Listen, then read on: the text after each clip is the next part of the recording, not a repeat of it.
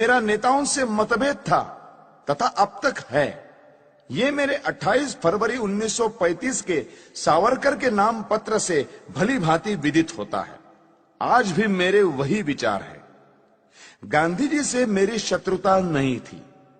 लोग कहते हैं कि पाकिस्तान योजना में उनका मन शुद्ध था। मैं ये बताना चाहता हूं कि मेरे मन में देश प्रेम के अतिरिक्त कुछ न था। मुझे इस कारण हाथ उठाना पड़ा कि पाकिस्तान बनने पर जो भयंकर घटनाएं हुई उनके उत्तरदायी केवल गांधी जी थे। मुझे यह पता था कि हत्या के बाद लोगों के विचार मेरे विषय में बदल जाएंगे। समाज में मेरा जितना आदर है वो नष्ट हो जाएगा। मैं जानता था कि समाचार पत्र बुरी तरह मेरी निंदा करेंगे, किंतु मैं नहीं जानता था कि अखबार इतने पतित हो जाएंगे कि सत्य का गला घोंट देंगे। समाचार पत्रों ने कभी निष्पक्षता से नहीं लिखा। यदि वे देश के हित का अधिक ध्यान रखते और एक मनुष्य की व्यक्तिगत इच्छाओं को कम ध्यान देते तो देश के नेता पाकिस्तान स्वीकार न करते। समाचार पत्रों की ये नीति थी कि लीडरों की गलतियों को प्रकट न होने दिया जाए। देश का विभाजन इससे सरल हो गया। ऐसे भ्रष्ट समाचार पत्रों के डर से मैंने अपने निश्चय की दृढ़ता को विचलित नहीं होने दिया।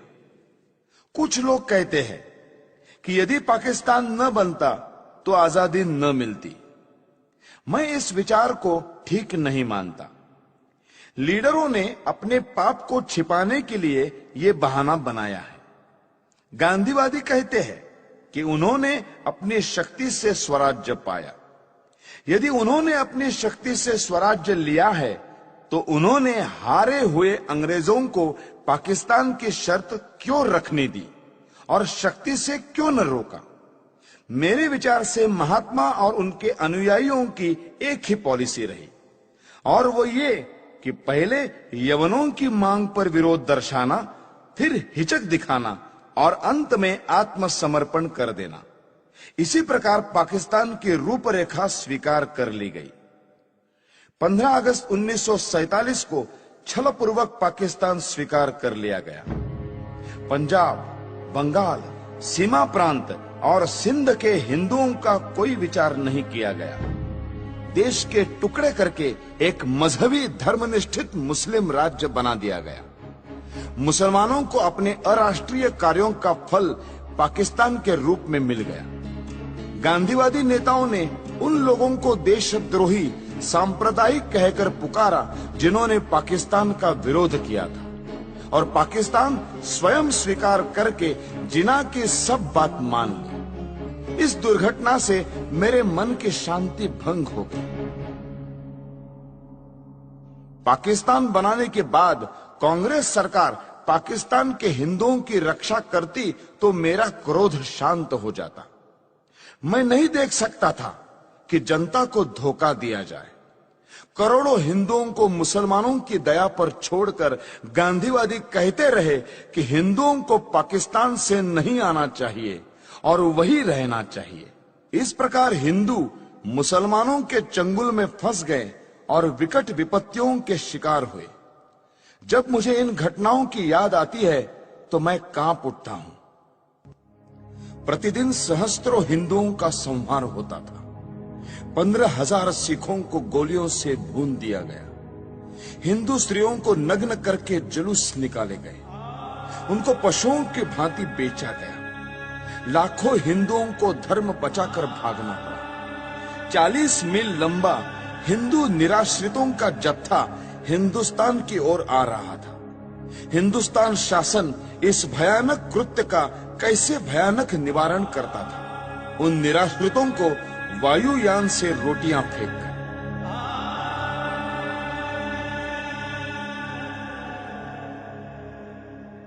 भारत सरकार पाकिस्तान से अत्याचार रोकने के लिए अनुरोध करती या धमकी देती कि यदि पाकिस्तान में अत्याचार बंद नहीं हुआ तो भारत में भी मुसलमानों की बुरी दशा होगी, तो इतने अत्याचार न होते। भारत सरकार गांधी जी के इशारों पर चलती थी और उसकी नीति कुछ और ही थी। यदि पाकिस्तान के हिंदुओं की रक्षा के लिए समाचार पत्र कुछ लिख देते थे तो यह अर्थ लिया जाता था कि वे हिंदू मुसलमान में मतभेद फैलाने का प्रयत्न कर रहे हैं। ऐसे कार्यों को अपराध माना जाने लगा और प्रेस इमरजेंसी एक्ट की धाराएं लागू करके एक के बाद एक दूसरी जमानत मांगी जाने लगी। मुझे भी अनेक नोटिस मिले और 16,000 रुपए की सुरक्षित निधि तक मांगी गई। श्री मोरारजी देसाई के न्यायालय बयान के अनुसार ऐसी 900 घटनाएं हुई। इतना ही नहीं, जब प्रेस प्रतिनिधि मंडल मोरारजी से मिलने गया तो उन्होंने उनकी एक न सुनी। इस प्रकार मुझे आशा न रही कि गांधीवादी कांग्रेस सरकार पर शांतिमय ढंग से दबाव डाला जा सकता है। जब इस प्रकार की घटनाएं हो रही थी तब पाकिस्तान या मुसलमानों के विरुद्ध गांधी जी ने एक भी शब्द नहीं कहा। हिंदू जाति और संस्कृति को मिटाने के लिए मुसलमानों ने जो अत्याचार किए उनका मूल कारण गांधी है। यदि भारत की राजनीति को भली भांति संभाला जाता तो ऐसा हिंदू संहार कभी न होता जैसा अब हुआ और जिसका उदाहरण इतिहास में कहीं नहीं मिलता। सबसे महत्वपूर्ण बात यह है कि मुसलमानों से संबंध रखने वाली समस्याओं में गांधी जी ने कभी जनता के विचारों की ओर ध्यान नहीं दिया। गांधी जी की अहिंसा की आड़ में इतना रक्तपात हो चुका था कि जनता पाकिस्तान के पक्ष में किसी भी विचार का स्वागत करने के लिए तैयार न थी। स्पष्ट था कि जब तक पाकिस्तान में धर्मांध मुसलमान राज्य है तब तक भारत में शांति नहीं हो सकती। फिर भी गांधी जी इस प्रकार का प्रचार कर रहे थे और इस तरह के विचार पाकिस्तान के पक्ष में फैला रहे थे जैसा कर सकने में कोई कट्टर लीगी नेता भी सफल न हो पाता। इन्हीं दिनों में उन्होंने आमरण अनशन की घोषणा करते हुए जो शर्तें रखी वे सब भी केवल हिंदुओं के विरुद्ध और मुसलमानों के पक्ष में थी। गांधी जी के अनशन की जो शर्तें थी उनमें पहली ये थी कि दिल्ली की मस्जिदों में रह रहे हिंदू शरणार्थियों को बाहर निकाला जाए और मस्जिदें मुसलमानों को सौंप दी जाए। गांधी जी ने अपनी शर्त सरकार और अन्य नेताओं को अनशन की धमकी देकर स्वीकार कराई। जिस दिन यह घटना हुई उस दिन मैं दिल्ली में था। मैंने देखा कि किस प्रकार गांधी जी की जिद को पूरा किया गया। वे शीत के दिन थे। गांधी जी ने अनशन खोला। उस दिन वर्षा हो रही थी। ऐसी असाधारण सर्दी और वर्षा में अच्छे स्थानों पर रहने वाले लोग भी कांप रहे थे। उस समय निराश्रित शरणार्थियों के कुटुंब मस्जिदों से सर्दी के मारे कांपते हुए निकाले गए। उनकी रक्षा का कोई प्रबंध नहीं किया गया। कुछ शरणार्थी जो कुटुंब और स्त्रियों सहित बिरला हाउस गए और उन्होंने नारे लगाए, गांधी जी हमें स्थान दो। उस भव्य भवन में रहने वाले गांधी तक उन निराश्रितों की आवाज नहीं पहुंच सकी। मैंने यह दृश्य अपनी आंखों से देखा जिसे देखकर कठोर से कठोर व्यक्ति का हृदय भी पिघल जाता। मेरे मस्तिष्क में इससे अनेक विचार आने लगे। मैंने सोचा कि क्या शरणार्थियों ने प्रसन्नता से इन मस्जिदों में डेरे डाले थे? नहीं, गांधी को भी उन स्थितियों का पूरा पता था जिनसे बाध्य होकर उन्हें अपने घर छोड़कर इन मस्जिदों की शरण लेनी पड़ी। पाकिस्तान में एक भी मंदिर या गुरुद्वारा सुरक्षित नहीं रहा। शरणार्थियों ने अपनी आंखों से देखा था कि किस प्रकार मुसलमानों ने केवल हिंदू मंदिरों और गुरुद्वारों को अपवित्र किया। जो हिंदू शरणार्थी दिल्ली शरण लेने के लिए आए थे उन्हें यहाँ कोई स्थान नहीं मिला। इसमें आश्चर्य की क्या बात है? यदि उन लोगों ने पेड़ों के नीचे और गली कूचों में न पड़े रहकर पंजाब में बीती हुई दुर्घटनाओं को स्मरण करके दिल्ली की व्यर्थ पड़ी मस्जिदों में शरण ली। मेरे विचार में इस प्रकार मस्जिदें मानवता की भलाई के लिए काम आ रही थी। गांधी जी ने यह निश्चय किया कि मस्जिदों को खाली कराया जाए, वहां उनके रहने का दूसरा प्रबंध क्यों नहीं कराया? उन्होंने पाकिस्तान के मंदिर हिंदुओं को सौंपने की मांग क्यों नहीं की? जिससे पता चलता कि गांधी वस्तुतः अहिंसा के पुजारी है, हिंदू मुस्लिम एकता के इच्छुक है और उनमें निष्पक्ष आत्मशक्ति है। गांधी ने पूरी चालाकी की और अपने अनशन को खोलने के लिए पाकिस्तान के लिए एक भी शर्त न रखी। यदि वे रखते तो संसार देखता कि गांधी जी अनशन करते हुए स्वर्ग सिधार जाते और पाकिस्तान के एक भी मुसलमान को लेश मात्र दुख न होता। उन्होंने अपने अनुभव से देख लिया था कि उनके व्रत का जिना पर कोई प्रभाव नहीं पड़ता और लीग उनकी आत्मशक्ति की परवाह नहीं करती। अंत में यह कहना अनुचित न होगा कि गांधी के फूल यानी अस्थि भारत और विदेशों की बहुत सी नदियों में बहाए गए, परंतु ये अस्थि पाकिस्तान की सिंधु नदी में नहीं बहाई जा सकी। इस संबंध में पाकिस्तान में भारत के राजदूत श्रीयुत श्री प्रकाश जी का प्रयत्न निष्फल रहा। अब 55 करोड़ रुपयों की बात लीजिए। उप प्रधानमंत्री का निवेदन देखिए। गांधी जी ने स्वयं कहा है कि किसी गवर्नमेंट से उसका निर्णय बदलवाना कठिन हो जाता है, लेकिन भारत सरकार ने गांधी जी के अनशन के कारण पाकिस्तान को 55 करोड़ रुपए न देने का अपना निर्णय बदल दिया। गांधी जी का 21 जनवरी 1948 का प्रार्थना प्रवचन देखिए।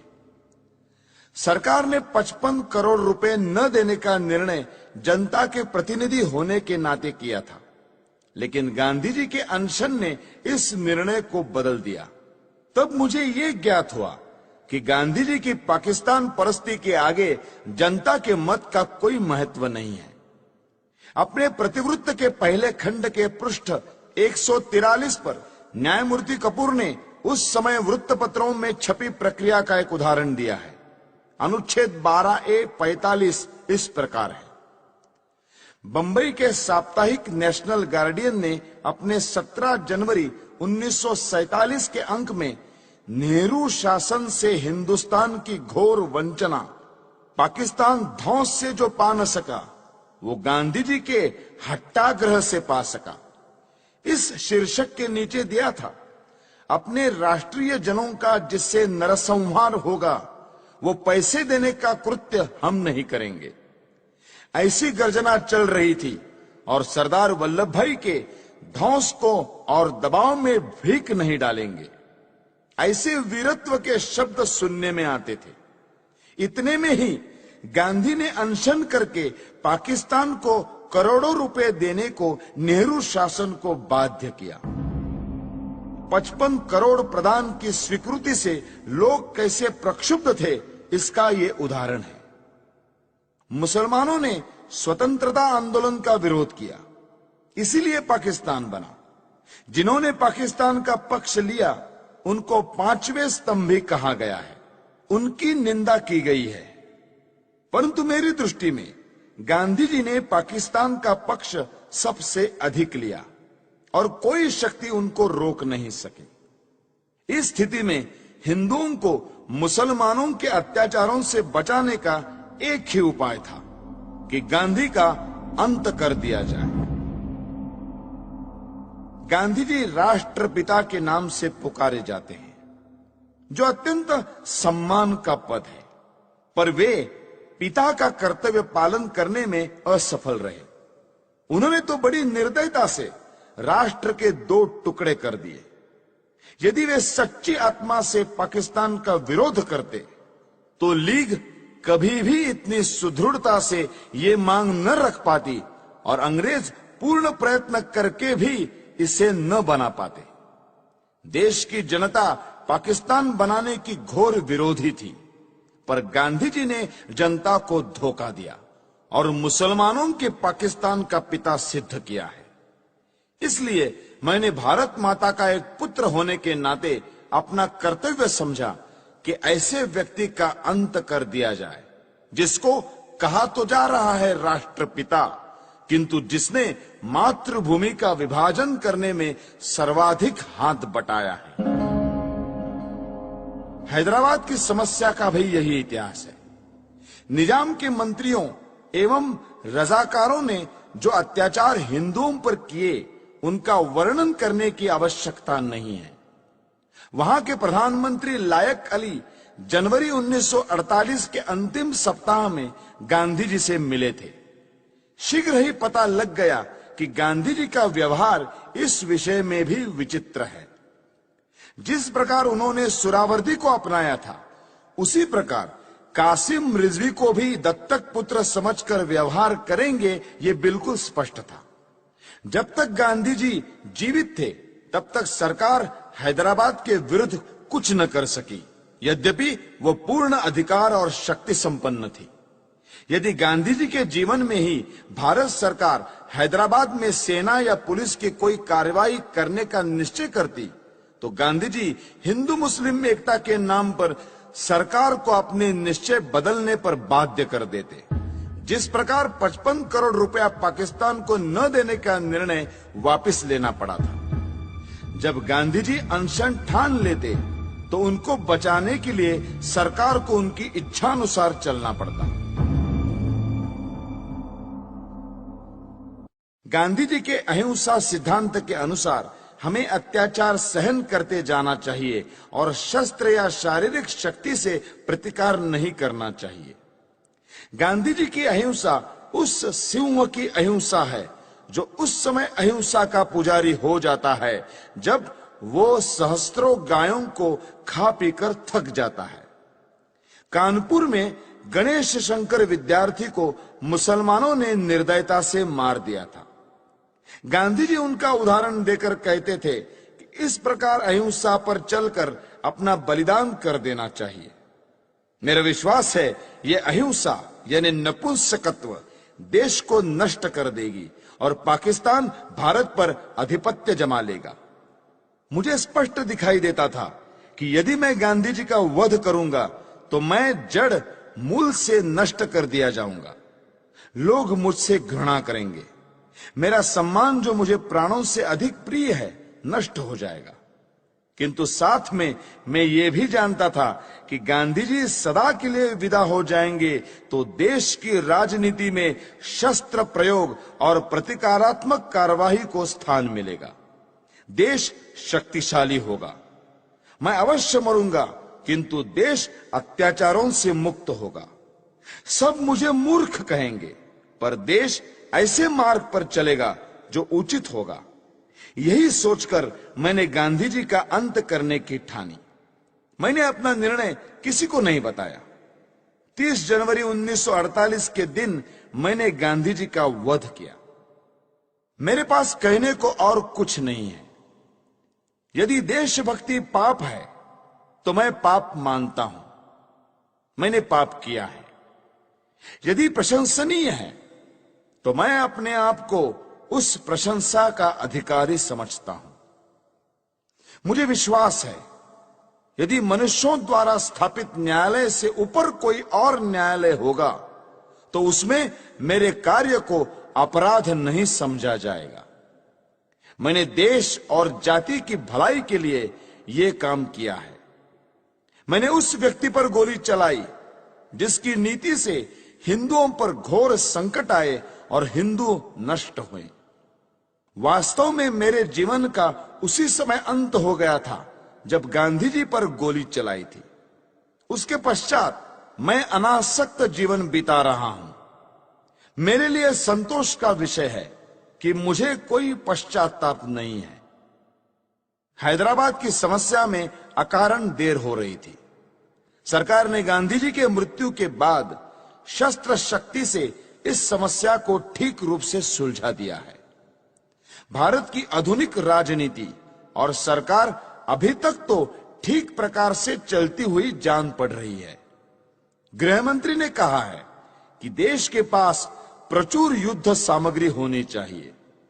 ऐसा विचार प्रकट करते हुए उन्होंने ये नहीं कहा कि वे गांधी जी के सिद्धांतों पर चलकर ये सब कुछ करेंगे। यदि वे ऐसा कहें तो केवल अपने मन के संतोष के लिए कहेंगे। ये याद रखना चाहिए कि यदि आधुनिक शस्त्रों का प्रयोग करके ये कहा जाए कि गांधी जी के अहिंसा सिद्धांत पर चला जा रहा है, तो हिटलर, मुसोलिनी, चर्चिल या रूजवेल्ट के देश रक्षा के ढंग और गांधी जी के अहिंसा सिद्धांत में कोई भेद नहीं रह जाएगा। मैं ये मानने को तैयार हूं कि गांधी जी ने देश के लिए बहुत कष्ट उठाए। उन्होंने जनता में जागृति पैदा की। उन्होंने स्वार्थवश कुछ नहीं किया, परंतु दुख यह है कि वे इतने ईमानदार नहीं थे कि अहिंसा की हार को स्वीकार कर लेते। मैंने दूसरे भारतीय देशभक्तों और नेताओं के भी चरित्र पढ़े हैं जिन्होंने गांधी जी से अधिक बलिदान किए हैं। कुछ भी हो, गांधी जी ने देश की जो सेवा की है उसके लिए मैं उनका आदर करता हूं। उन पर गोली चलाने के पूर्व मैं उनके सम्मान में इसीलिए नतमस्तक हुआ था, किंतु जनता को धोखा देकर पूज्य मातृभूमि के विभाजन का अधिकार किसी बड़े से बड़े महात्मा को नहीं है। गांधी जी ने देश को छलकर देश के टुकड़े किए, क्योंकि ऐसा न्यायालय या कानून नहीं था जिसके आधार पर ऐसे अपराधी को दंड दिया जा सकता। इसीलिए मैंने गांधी को गोली मारी। उनको दंड देने का केवल यही एक तरीका रह गया था। यदि मैं यह न करता तो मेरे लिए अच्छा ही होता, परंतु स्थिति बहुत खराब हो गई थी और मेरे हृदय में इतना अधिक क्षोभ था कि मैंने सोचा कि गांधी जी को स्वाभाविक मृत्यु से नहीं मरने देना चाहिए। संसार को पता लग जाए कि इस व्यक्ति ने अन्यायपूर्वक राष्ट्र के साथ छल करके भयानक रूप से देश के एक संप्रदाय का जो पक्ष लिया है उसका दंड भोगना पड़ा।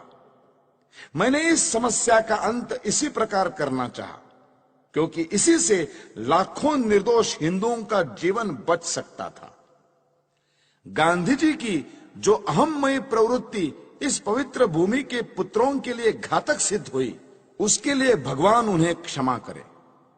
मेरी न किसी से कोई शत्रुता है, न किसी के प्रति कोई दुर्भावना। यह मैं अवश्य कहता हूं कि इस सरकार के लिए मेरे हृदय में कोई आदर न था, क्योंकि ये अनुचित रूप से देश के शत्रुओं के हाथ मजबूत कर रही थी। मैं देख रहा था कि ये नीति गांधी के कारण थी। अब ऐसे व्यक्ति का अंत हो जाने के बाद वो राष्ट्र निर्माण की योजनाओं पर कार्य करने के लिए स्वतंत्र है। किंतु मुझे यह कहते दुख होता है कि प्रधानमंत्री नेहरू के भाषणों और कार्यों में बड़ा अंतर है। वे धर्मनिरपेक्षता के आधार पर राष्ट्र निर्माण की बातें करते हैं, जबकि उन्होंने स्वयं पाकिस्तान को धार्मिक आधार पर स्वीकार किया है। उन्हें सोचना चाहिए था कि सांप्रदायिक आधार पर बनाया हुआ पाकिस्तान भारत के लिए लाभदायक न होगा। फिर भी सब कुछ सोचने के पश्चात मेरे हृदय ने कहा कि गांधी जी के विरुद्ध काम करना चाहिए। किसी ने मुझ पर इस संबंध में कोई दबाव नहीं डाला और न ही कोई डाल सकता था। आप मेरी इस भावना को जिस प्रकार देखना चाहे देखें और इस भावना के परिणाम स्वरूप मेरे किए हुए इस कार्य को देखकर जो दंड उचित समझे दें। इस विषय में कुछ कहने की मेरी इच्छा नहीं है। मैं किसी प्रकार की दया नहीं चाहता। मैं ये भी नहीं चाहता कि मेरी ओर से कोई दया की याचना करे। इस अभियोग में बहुत से मनुष्यों को मेरे साथ इस अपराध में ले लिया है। उन पर आरोप है कि उन्होंने षड्यंत्र रचा। इस विषय में मैं पहले ही कह चुका हूं कि इस कार्य में मेरा कोई साथी नहीं था। स्वयं मैं और केवल मैं ही इसका उत्तरदायी हूं। यदि दूसरे लोग इसी दोष के लिए नहीं खड़े किए जाते तो मैं अपने लिए बचाव भी न करता। न्यायालय को मालूम है कि 30 जनवरी 1948 के कृत्य से संबंधित साक्षीदारों की परिपरीक्षा यानी क्रॉस एग्जामिनेशन न ली जाए, ऐसी मेरी इच्छा थी और मेरे विधिज्ञों को भी मेरा वैसा आग्रह रहा था। इससे मैं अपने लिए बचाव नहीं कर रहा, यह स्पष्ट होगा। मैं इस बात को पहले ही बता चुका हूं कि 20 जनवरी को मैं शांतिमय प्रदर्शन के पक्ष में न था। अपने सिद्धांतों का प्रचार करने के लिए यह उपाय मुझे व्यर्थ प्रतीत होता था। फिर भी मैंने प्रार्थना सभा में होने वाले उस प्रदर्शन में सम्मिलित होना स्वीकार कर लिया।